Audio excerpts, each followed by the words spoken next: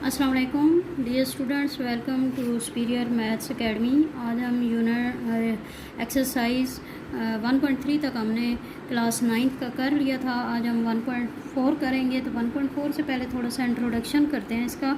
Multiplication पहले हमने ना एडिशन और सब्ट्रैक्शन वो वाली चीज़ें की थी, ट्रांसपोज वगैरह। अब हम मल्टीप्लिकेशन ऑफ मैट्रिसेस की तरफ आते हैं कि मैट्रिसेस को मल्टीप्लाई कैसे किया जाता है। तो सबसे पहले तो बात ये है कि मैट्रिसेस कब कौन सी ऐसी कंडीशन होगी कि जिसमें मैट्रिस मल्टीप्लाई हो सकेंगे आपस में कि नहीं।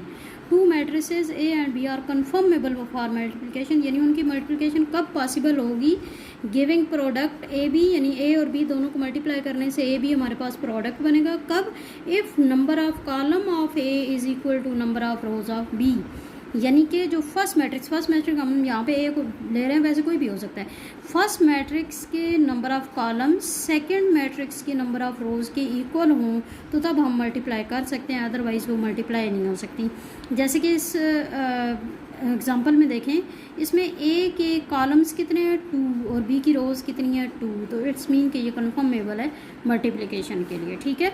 उसके बाद associative law under multiplication. Associative law आपको वैसे सेट्स में आप पढ़ भी चुके हैं कि हम ब्रैकेट लगा देते हैं, 2 के गिर्द और तीसरा फिर बाहर हो जाता है। ठीक है। तो ये देखिए, ये अगर ए बी सी 3 मैट्रिसेस हों, उनको कन्फर्मेबल हो मल्टीप्लिकेशन के लिए, यानी कि उनके नंबर ऑफ कॉलम पहले का दूसरे के नंबर ऑफ रोज़ के इक्वल हो जब मल्टीप्लाई कर रहे हो, then associative law under multiplication is given as A B into C, यानी ए बी को ब्रैकेट में लिख दिया, सी बाहर equal to A into B सी।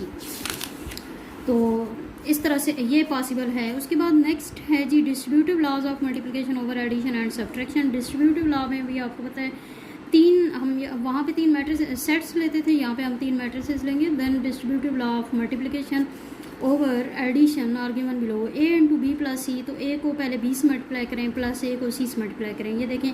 और ये लेफ्ट डिस्ट्रीब्यूटिव लॉ है, लेफ्ट साइड से हम मल्टीप्लाई कर रहे हैं। इसी तरह राइट डिस्ट्रीब्यूटिव लॉ में ए प्लस बी पहले है और सी बाद में मल्टीप्लाई हो रहा है, तो ए को सी से मल्टीप्लाई अलग कर लेंगे प्लस बी को सी से अलग मल्टीप्लाई कर लेंगे। ठीक है।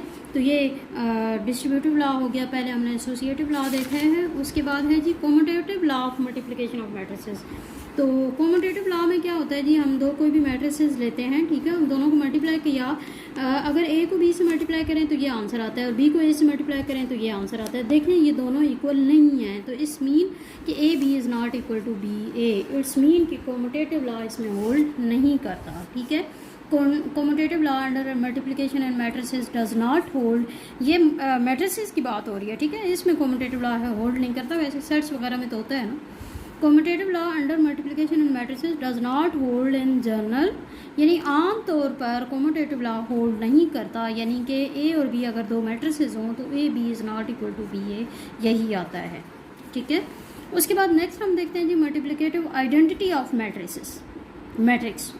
मल्टीप्लिकेटिव आइडेंटिटी क्या होती है कि एक सेट को, अगर एक मैट्रिक्स को आप किसी और मैट्रिक्स से ऐसे से मल्टीप्लाई करें कि वही मैट्रिक्स आंसर आए, तो ये आइडेंटिटी होती है ना। जैसे सेट्स में हम आइडेंटिटी पढ़ते हैं, ये उसी तरह की आइडेंटिटी। तो इसमें देखिए, ए आपके पास एक मैट्रिक्स है, एक बी मैट्रिक्स हमने लिया, उसको हम आइडेंटिटी मैट्रिक्स कहेंगे जब अगर उसको ए से मल्टीप्लाई करने से वही ए आंसर आए। ठीक है। ए को बी से मल्टीप्लाई करें या बी को ए से मल्टीप्लाई करें, आंसर ए ही आए, तो इसका मतलब है कि ये मल्टीप्लिकेटिव आइडेंटिटी है इस मैट्रिक्स की। इसके बाद वेरिफिकेशन है जी, A B whole transpose equal to B transpose into A transpose, यानी पहले वाला सेट बाद में, बाद वाला पहले। होल ट्रांसपोज इक्वल होता है अलग अलग ट्रांसपोज के, लेकिन फर्स्ट वाला बाद में लिखते हैं और सेकंड वाला पहले लिखते हैं। ठीक है। अब हम आते हैं जी 1.4 एक्सरसाइज पे। क्वेश्चन नंबर 1 में देखें, which of the following product of matrices is conformable for multiplication. इसमें आपने ये बताना है कि इसमें कौन कौन से मैट्रिसेस जो हैं वो मल्टीप्लिकेशन के लिए कन्फर्मेबल हैं, यानी उनकी पॉसिबल है मल्टीप्लिकेशन। देखें जी, फर्स्ट में हम देखते हैं, इसके कॉलम कितने हैं 2, इसकी रोज़ कितनी है 2, इट्स मीन इसको हम मल्टीप्लाई कर सकते हैं, ये कन्फर्मेबल है। इसके कॉलम कितने, पहले वाले के हमने कॉलम देखने हैं, ठीक है, दूसरे की रोज़।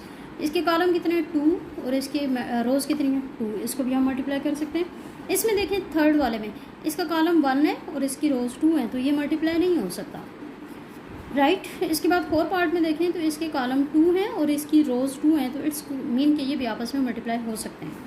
इसके बाद 5th वाले में देखें जी, इसके कॉलम 3 हैं और इसकी रोज़ 3 हैं, तो इट्स मीन कि ये भी आपस में मल्टीप्लाई हो सकते हैं। इसमें हमने सिर्फ यही बताना था कि ये कन्फर्मेबल हैं मल्टीप्लिकेशन के लिए या नहीं।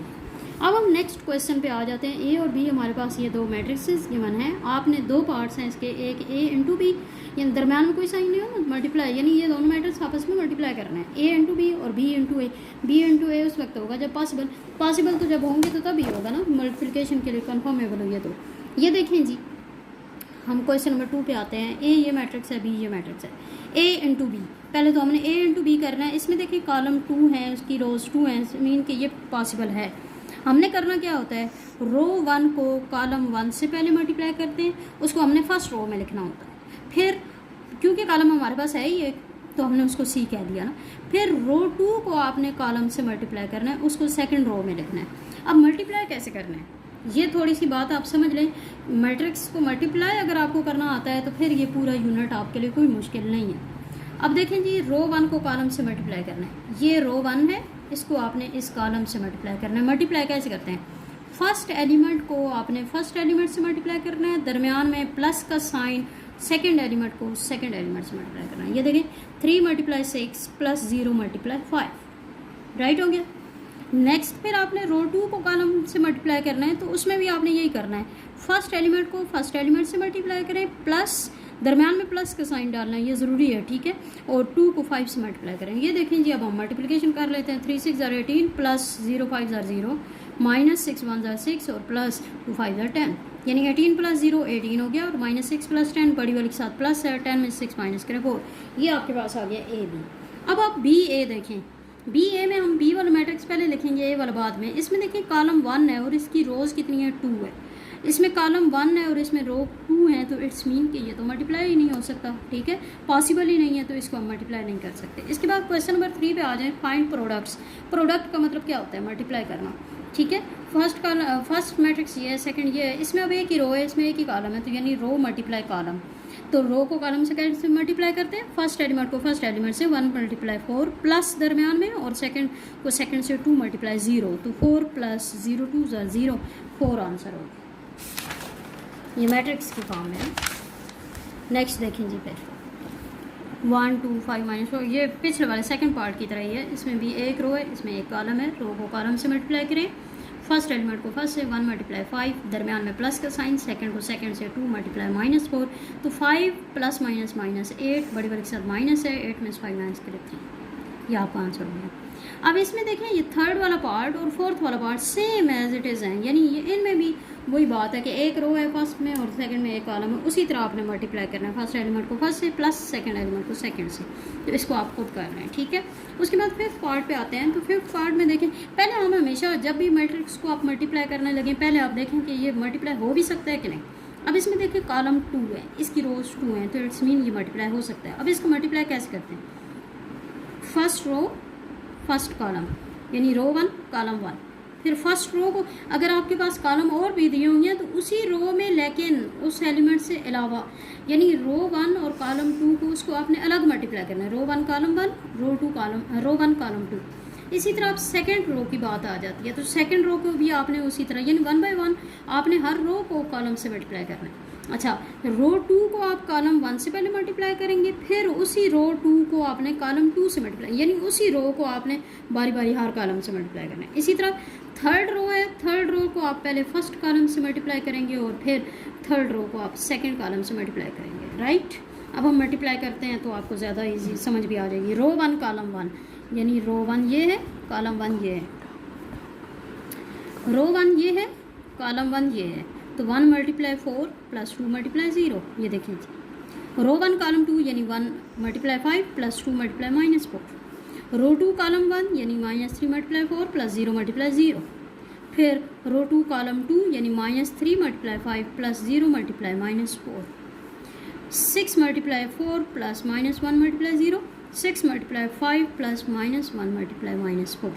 अब आप देखें यहाँ पे ये ना सेकंड एलिमेंट भी सेम आ रहे हैं। अगर आपके सेकंड एलिमेंट सेम आ रहे हैं तो इट्स मीन कि आप ठीक मल्टीप्लाई कर रहे हैं, ठीक है। तो अब मल्टीप्लाई आपने वैसे ही सॉल्व करना है। 4 + 0, आपने एक बात याद रखनी है कि आपको ये बॉड मास रूल के अकॉर्डिंग होता है कि मल्टीप्लाई पहले करते हैं हमेशा, एडिशन बाद में करते हैं। तो 4 + 0 तो 4 हो गया, 5 - 8 -3 हो गया, -12 + 0 -15 -0 24 -0 30 + 4, तो ये आपके पास आ गया, राइट। इसके बाद नेक्स्ट क्या है जी, क्वेश्चन नंबर 4 पे आ जाए। मल्टीप्लाई फॉलोइंग मैट्रिसेस, आपने इनको भी वैसे ही मल्टीप्लाई करना है। इसमें आप पहले वही देख लेंगे कि कन्फर्मेबल है मल्टीप्लिकेशन के लिए कि नहीं। 2 column 2 rows, it's mean multiply कर सकते हैं। आपने फर्स्ट मैट्रिक्स की हर रो को सेकंड मैट्रिक्स के कॉलम से मल्टीप्लाई करना होता है, ये बात याद रखना। आप उलट नहीं कर सकते, यानी रो 1 कॉलम 1, फिर इसी रो को आगे अगर कॉलम है तो कॉलम 2। ये देखें, रो 1 कॉलम 1, रो 1 कॉलम 2। इसी तरह सेकंड रो को फर्स्ट कॉलम और सेकंड कॉलम दोनों से, second row first column, second row second column. इसी तरह थर्ड रो को फर्स्ट कॉलम सेकंड कॉलम दोनों से, ठीक है। और रो की तरतीब आपने फिर वही रखनी है। रो 1 कॉलम 1 यानी इसको इससे 2 × 2 + 3 × 3। इसी तरह रो 1 कॉलम 2 2 × -1 3 × 0। अगेन रो 2 कॉलम 1 1 × 2 + 1 × 3। फिर रो 2 कॉलम 2 1 × -1 1 × 0, दरम्यान में हमेशा प्लस आता। फिर थर्ड रो फर्स्ट कॉलम 0 × 2 + -2 × 3। फिर 0 × -1 + -2 × 0।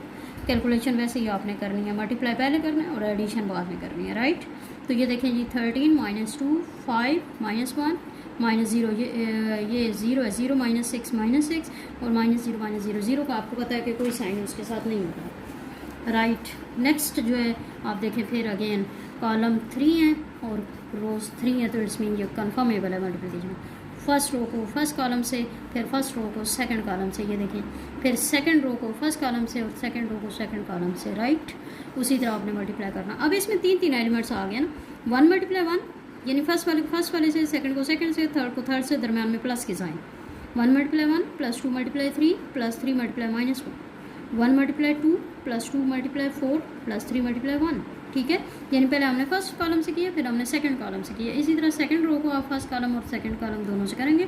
उसके बाद आप इनकी कैलकुलेशन वैसे ही आपने मल्टीप्लाई कर लिया, ठीक है। और जहाँ पे प्लस माइनस है तो माइनस कर लिया, क्योंकि आपको पता है मल्टीप्लाई में प्लस माइनस माइनस हो जाता है। तो ये देखें जी, कैलकुलेशन हम करते हैं। 1 + 6 7 हो गया, 7 - 3 4, ये तीनों ऐड करने हैं तो 13 हो गया। ये 15 और 4 19 - 6 तो 13 हो गया। ये तीनों ऐड किए हैं तो 34 हो गया, राइट। नेक्स्ट देखें जी, फिर कॉलम सी पार्ट है इसका कॉलम। इसमें भी वही बात है कि इसके 2 कॉलम और इसकी 2 रोज, तो इट्स मीन कि आपस में मल्टीप्लाई हो सकते हैं। फर्स्ट रो को first column, second column, third column, तीनों से बारी बारी मल्टीप्लाई करना है। सेकंड रो को first column, second column, third column, तीनों से बारी बारी मल्टीप्लाई करना है।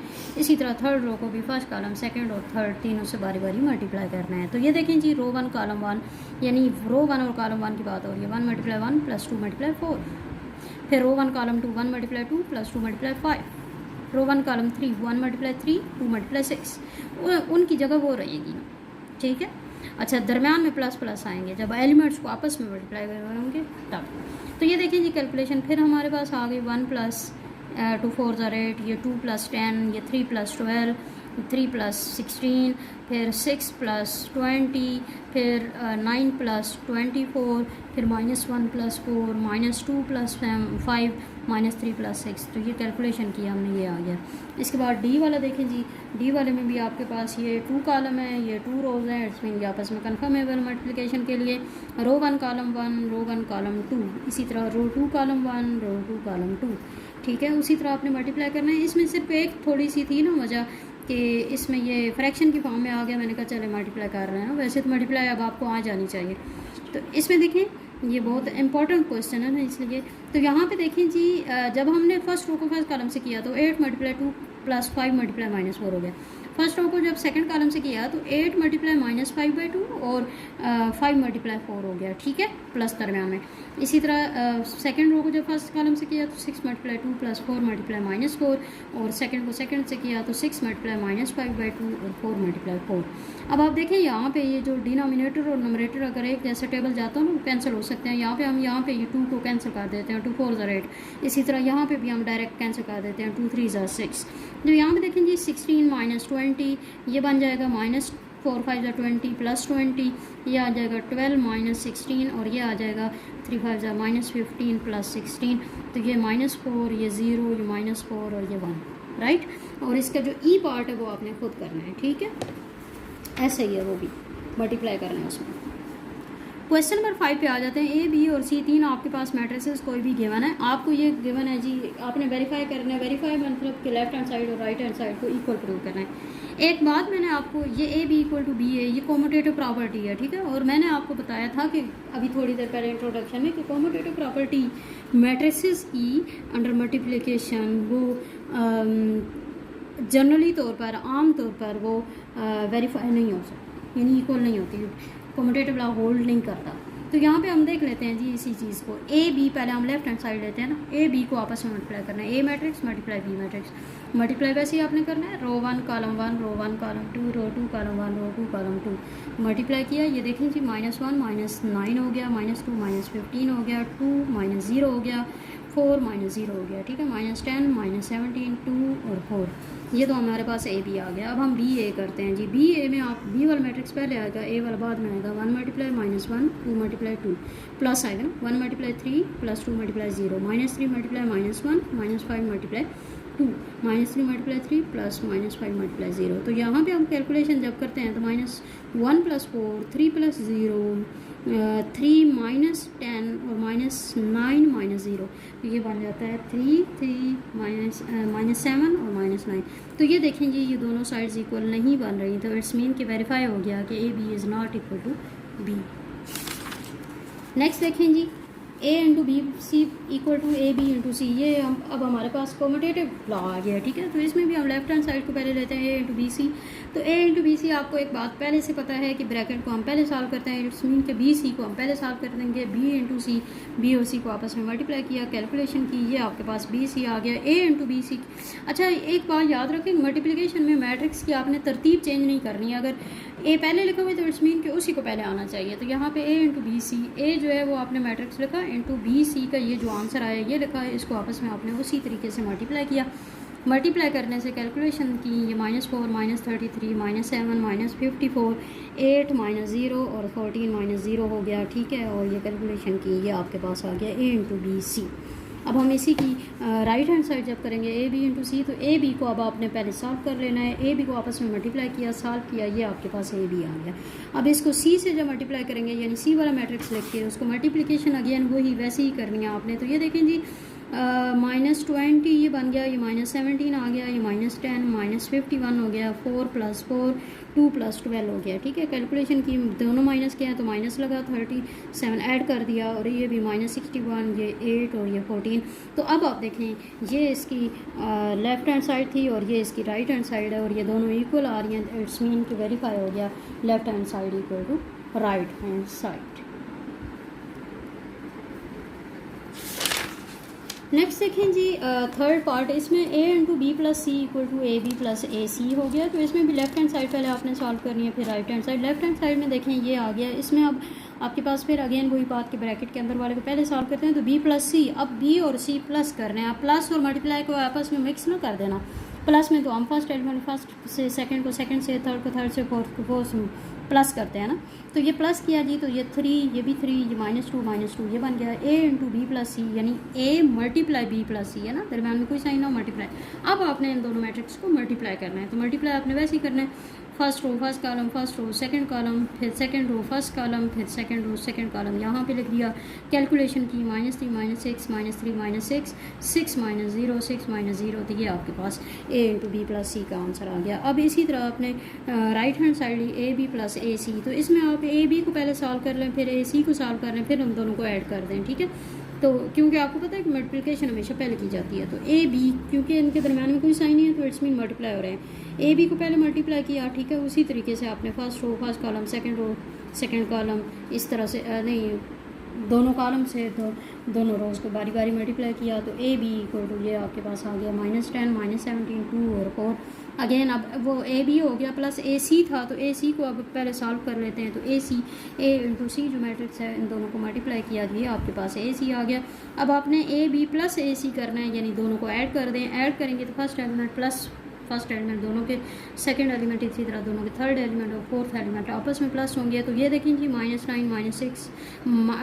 -6 6, ये देखें, ये इसकी लेफ्ट हैंड साइड है, ये इसकी राइट हैंड साइड है, दोनों इक्वल आ रही हैं। तो इट्स मीन कि वेरीफाई हो गया कि left hand side equal to right hand side है। इसका जो इसका जो 4 पार्ट है ना, तो उसमें वो भी सेम ऐसा ही है थर्ड पार्ट की तरह। उसमें सिर्फ ये है कि यहाँ पे प्लस प्लस लिखा हुआ है, उसमें माइनस लिखा हुआ है, ठीक है। तो उसमें माइनस का आपने प्रोसेस कर रहे हैं प्लस की बजाय, तो वो आप पुट करेंगे, राइट।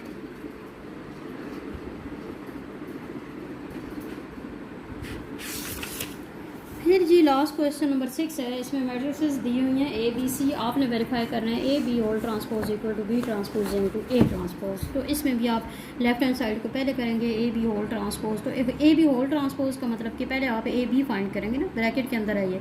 ए बी फाइंड करने का मतलब कि दोनों मैट्रिसेस को आपस में मल्टीप्लाई किया, मल्टीप्लाई करने से ए और बी को मल्टीप्लाई करें, -10 -17 2 और 4 बना।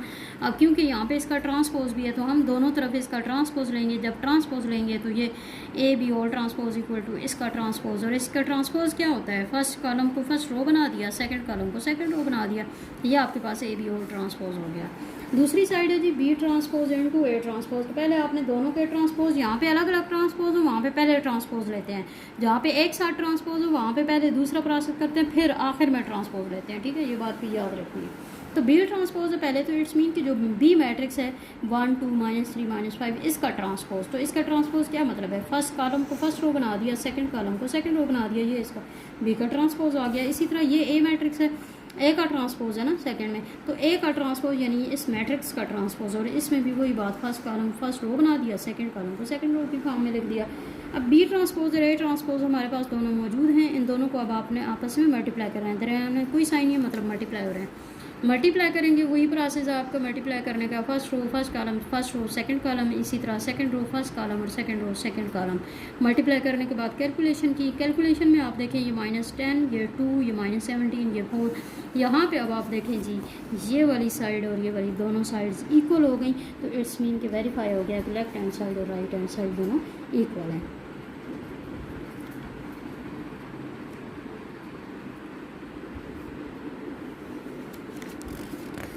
लास्ट पार्ट है, लास्ट पार्ट में सिर्फ फ़र्क ये है कि उसमें ए बी दोनों थे और इसमें बी सी है, फ़र्क और कुछ नहीं है, लेकिन फिर भी मैंने कहा चलो सॉल्व कर देते हैं। B C whole transpose equal to C transpose and to B transpose. तो इसका मतलब है बी सी पहले आप फाइंड करेंगे, यानी बी को सी से मल्टीप्लाई कर लें। जब मल्टीप्लाई कर लिया तो उसके बाद आप इसका ट्रांसपोज ले लें दोनों तरफ, ठीक है, क्योंकि बी सी होल ट्रांसपोज हमें चाहिए ना। दोनों तरफ ट्रांसपोज लिया, तो ये देखिए फर्स्ट रो को फर्स्ट कॉलम को फर्स्ट रो बना दिया, सेकंड कॉलम को सेकंड रो बना दिया। इसके बाद राइट हैंड साइड में देखें जी C transpose into B transpose, यानी सी जो मैट्रिक्स है उसका पहले ट्रांसपोज लें, फिर बी मैट्रिक्स का ट्रांसपोज, फिर उनको आपस में मल्टीप्लाई करना है। मैंने यही बात पहले भी आपको बताई है कि जब अलग अलग ट्रांसपोज हों तो पहले हम ट्रांसपोज लेते हैं फिर मल्टीप्लाई करते हैं। तो देखें जी सी का ट्रांसपोज लिया, सी जो मैट्रिक्स है उसका ट्रांसपोज लिया, तो फर्स्ट रो को फर्स्ट कॉलम में लिख दिया और सेकंड रो को सेकंड कॉलम की फॉर्म में लिख दिया। इसी तरह जो बी मैट्रिक्स है उसका भी ट्रांसपोज ले लिया, तो फर्स्ट रो को फर्स्ट कॉलम बना दिया, सेकंड रो को सेकंड कॉलम बना दिया। अब ये सी ट्रांसपोज आ गया, ये बी ट्रांसपोज आ गया, इन दोनों को आपस में मल्टीप्लाई करना है, लेकिन ये याद रखना है कि सी ट्रांसपोज पहले लिखना है, ठीक है। तो सी ट्रांसपोज का जो आंसर है वो और इनटू बी ट्रांसपोज का जो आंसर है वो, इन दोनों को आपस में आपने मल्टीप्लाई कर लेना है। वही कैलकुलेशन वैसे ही है। कैलकुलेशन करने के बाद देखें जी ये 4 बन गया, ये -9, ये -12 और ये 27। अब देखें जहाँ पे बी सी होल ट्रांसपोज का आंसर भी यही है और C transpose into B transpose का भी आंसर यही है, यानी कि लेफ्ट हैंड साइड और राइट हैंड साइड यहाँ पे भी इक्वल हो गया, वेरीफाई हो गया। और इस तरह से ये आपकी एक्सरसाइज 1.4 कंप्लीट हो गई है और यहाँ तक अब आपने सही से इसको कॉपीज़ पे सॉल्व भी कर लेना है, ठीक है जी। Thank you so much. हमारे चैनल को सुपीरियर मैथ्स एकेडमी को अगर आपको पसंद आए हमारी वीडियोस तो इसको लाइक करें, सब्सक्राइब करें और कमेंट्स भी दें, ज़रूर दें। Thank you so much. अल्लाह हाफिज़।